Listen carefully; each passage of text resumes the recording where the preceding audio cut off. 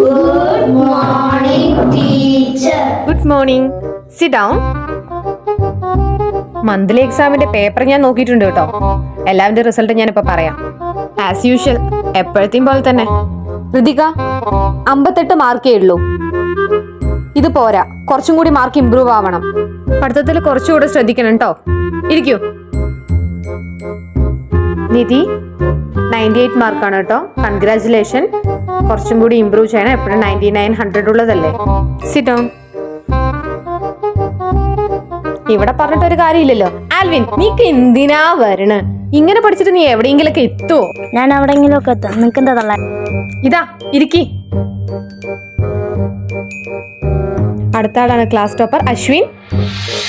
99 mark ഉണ്ട്. എല്ലാവരും clap കൊടുക്കൂ അശ്വിന്. Sit down.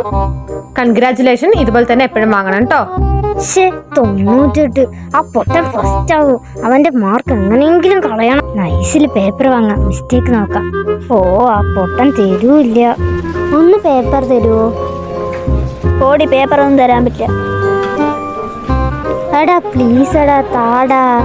ആ ശരി. ഓ,